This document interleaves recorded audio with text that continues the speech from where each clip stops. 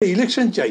শেখ হাসিনার বিরুদ্ধে বা সেই সরকারের বিরুদ্ধে আমার সবচেয়ে বড় অভিযোগ কি, ও ভোট শেষ করে দিয়েছে, গণতন্ত্র শেষ করে দিয়েছে, মানবিক অধিকার নষ্ট করে দিয়েছে। গণতন্ত্র সবগুলো হয়, অতএব গণতন্ত্র রেস্টোর করতে হবে। আপনি অনেক ভালো ক্রিকেটার হতে পারেন, বাট ফুটবল মাঠে বা জিরো। আপনি যে জায়গায় জানেন সেটা তো জানেনই, কিন্তু আমি যে জায়গায় আজীবন সংগ্রাম করছি সেটা আমি বুঝি। আমি আমার বোঝার মতো করে বলি, politics is all together a different subject. এইটা অন্য সাবজেক্টগুলোর মতো নয়। ইকোনমিক্সেরও হাজার রকম ব্রাঞ্চ আছে, সব জায়গাতে উনি বলতে পারবেন কিনা আমি তাও জানি না। কিন্তু এই জায়গাতে উনি যখন বলেন আমাকে না মানলে কিন্তু আমি চলে যাব, পলিটিশিয়ান এইরকম করে কথা বলেন না। পলিটিশিয়ান নর্মালি কোনো ডিফিটি বলেন না, কোনো হতাশা বলেন না, কোনো রকম না শব্দ তার মধ্যে থাকলে মনে করবে ওকে দিয়ে তো কাজ হবে না। আর যে পলিটিশিয়ান অসুস্থ, যেমন আমি বলতে চাই না, কারণ আপনারা অসুস্থ মনে করলে আমার সাথে থাকবেন কেন, আমি আজ আছি না কাল আছি কে জানে। এই জন্যে পলিটিশিয়ানকে অনেক টাইট থাকতে হয় সব ব্যাপারে, টাইট লিপড, মেজার্ড। কথাবার্তা যখন বলবেন, কাজগুলো যখন করবেন, তখন বুঝে শুনে করতে হবে। এখানে ফালতু আবেগের কিন্তু কোনো জায়গা নেই।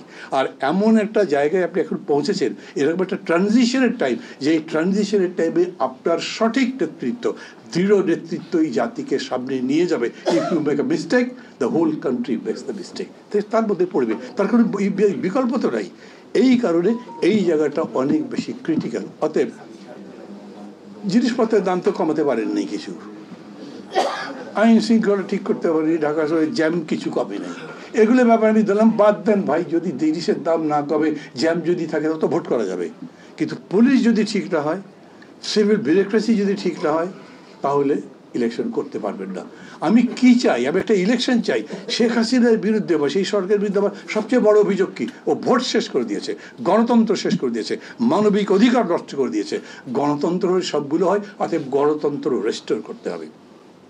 আর গণতন্ত্র রেস্টোর করবার জন্য আমরা বলছি একটা ভালো নির্বাচন চাই, যেই নির্বাচন সবাই গ্রহণ করবে, যেই নির্বাচনের মধ্যে দিয়ে যে সরকার হবে, সেই সরকার জনগণের কাছে প্রমিস বাউন্ড হবে, কমিটেড হবে।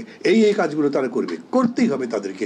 এবং মনে করব যে তার উপর দাঁড়িয়ে আমরা আগামী দিনে গণতান্ত্রিক সৌধটা বাড়াতে পারবো। আমি transition from fascism two democracy কেমনে করব? আমাকে তো পুরো রোড ম্যাপটা তৈরি করতে হবে। বিএনপি যখন বলে রোড ম্যাপ দেন, আমি মনে করি খুবই রাইট কথা বলে। কিন্তু সরকার যেতে না যেতেই যখন বলে যে 3 মাসের মধ্যে ভোট দেন, তখন মানুষ তো মাইন্ড করবেই, স্বাভাবিক। আরে ভাই, রক্তের দাগই শুকায়নি। কিন্তু যখন তারা বলছে যে রোড ম্যাপ লাগবে, গভর্নমেন্ট রোড ম্যাপ দিতে পারবে না কেন?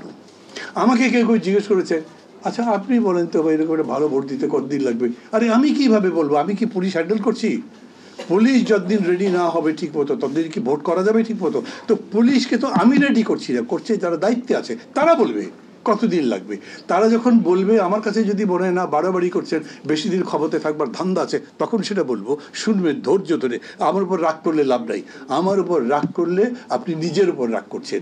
অতএব এরকম করে তারা যে বলতে পারবে বিষয়, কোনো ক্রমেই সেটা এই বর্তমান তত্ত্ব কি বলে অন্তর্বর্তী সরকারি কেউ বলছে না। রোড ম্যাপটা কি, এক একজন এক একটা বলে।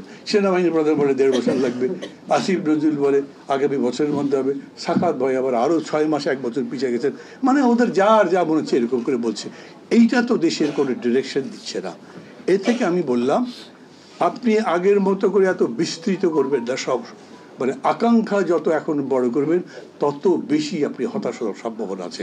আপনি বরঞ্চ এরকম মনে করেন, একটা ফেয়ার ইলেকশন, আমি যা বুঝি আমি তাই বলছি, এবং আমি আমার দায়িত্ব নেই বলছি, একদম অ্যাবসলিউটলি একটা ফেয়ার ইলেকশন, যেই ইলেকশন আমাকে পরবর্তী মানে একটা গণতন্ত্রের সিঁড়ি হবে, পরবর্তী গণতন্ত্রের ঘরে প্রবেশ করবার মতো একটা সুযোগ করে দেবে, সেই রকম আপনি নির্বাচন চাই। আমি এটা আমি গভর্নমেন্টের কাছে চাচ্ছি। গভর্নমেন্ট যদি বলেন তো কী কী করতে হবে, তাহলে বসি একসাথে রেগুলার কথাবার্তা বলেন। কথা তো বলেন না আমাদের সাথে, খালি কি হয় পূজার মধ্যে গন্ডগোল লাগতে পারে, তখন ডাকে আমাদেরকে। 15ই আগস্ট ভাই কী করবো, তখন ডাকে। এখন আবার ইন্ডিয়ান এই কোয়েশ্চেন হয়েছে না, এইটা নিয়ে বসলো। আচ্ছা ইন্ডিয়ান কোয়েশ্চেনটা কী হবে, এটা বলে আমার বক্তব্য শেষ করি। কি মনে হচ্ছে আপনাদের সবাই জাতীয় ঐক্য হুলস্থুল ফাটাফাটি করছি না? আজকে মিস্ত্রির সাথে তো বসেছে আমাদের ওস্তা গরবাল, এরা যেই বলেন সবাই মিলে বসছে, 3 জন পর পর বসবে। বসবার পরে কি হবে?